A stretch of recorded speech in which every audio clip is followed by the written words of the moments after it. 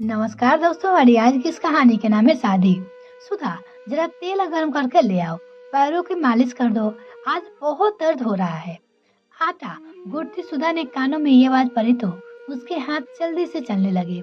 उन्होंने फटाफट आटा ढका और तेल ला लाकर सासू माँ दमयंती जी के कमरे में चली गई। बड़ी देर लगा दी, आखिर इस बुढ़िया के घर में सुनता कौन है। तुझे मेरे सेवा करवाने के लिए तो ब्याह करके लाए थे, पर तू तो बड़ी आलसी निकली। पिछले 25 साल से मैंने तुझे बर्दाश्त कर रही हूँ, और कोई सास होती तो धक्के मार के दूसरी बहू ले आती।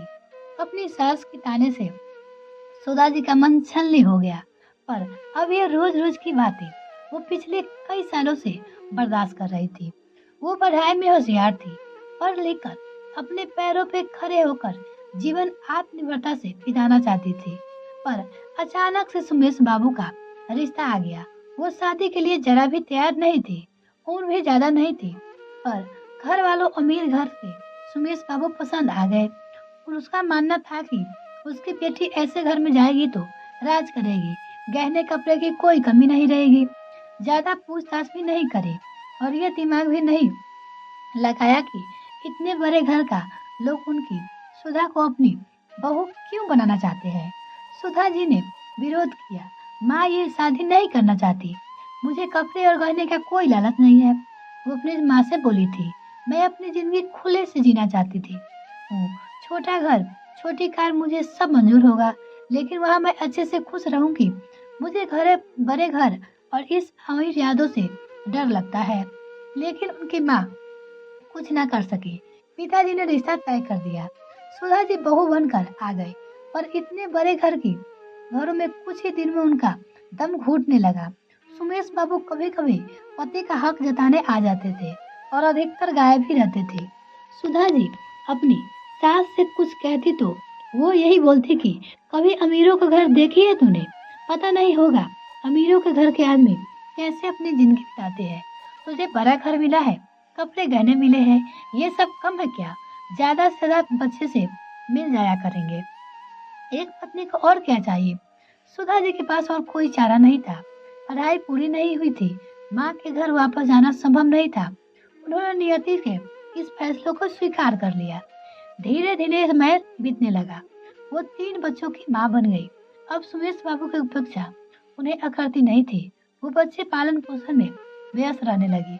बड़ी बेटी नीलू पढ़ाई में अच्छी थी और उनकी तरह से कुछ करना चाहती थी। बाकी 2 छोटे बच्चे पिता के साथ ही व्यापार में लग गए। अत्यधिक शराब पीने की वजह से सुमेश बाबू का लीवर खराब हो गया और वो बिस्तर पे ही आ गए और एक दिन इसी दुनिया से चल गए। अब घर में सुधा जी की सास दमयंती जी पहले की तरह ही चलती थी। सुधा जी आज भी उनके सामने कुछ न बोल पाती थी।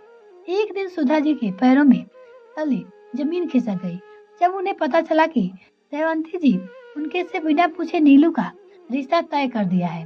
नीलू ने भी ये जानकर अपनी माँ से लिपटकर रोने लगी। उसने बचपन से अपने पिता और दादी का व्यवहार माँ के साथ देखा था। वो कुछ कहती थी तो दोनों चुपचाप कर देती थी और सुधा जी बेटी के गले लगकर कहा, जो मेरे साथ हुआ वो तुम्हारे साथ नहीं होगा, मैं यह अनर्थ नहीं होने दूंगी।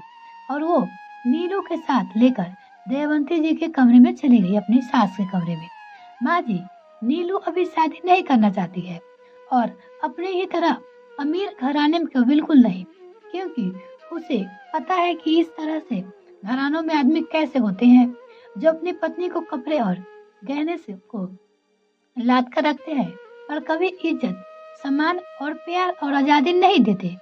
वो अपनी सुधा जी अपनी सास से बोल रही थी, सुधा तू ज्यादा बोल रही है, मैंने रिश्ता तय कर दिया है, मेरी जबान का भी कोई मोल है। वो कड़कती आवाजें बोली, माँ जी आपकी जबान का मोल है, पर मेरी बेटी की जिंदगी की अनमोल है, मैं उसे बर्बाद नहीं होने दूंगी। और ये एक माँ का फैसला है, मेरी बेटी का जिंदगी का फैसला करने का मुझे पूरा हक है। नीलू जब तक चाहे पढ़ेगी और जब उसकी मर्जी होगी अच्छे से देखभाल कर शादी करेंगे। सुधा जी अपना फैसला सुना चुकी थी। आज बहू का ये रूप देखकर दमयंती जी की बोलती बंद हो गई थी। सब देखकर नीलू का चेहरा पे मुस्कान छा गई। ये कहानी आपको कैसी रही कमेंट सेक्शन में लिखना ना भूले। इसी तरह की कहानी सुनने के लिए जुड़े रहे हमारे साथ। तब तक के लिए धन्यवाद दोस्तों। अगर मेरे चैनल को अभी तक सब्सक्राइब नहीं किया तो प्लीज़ मेरे चैनल को जल्दी से सब्सक्राइब कीजिए।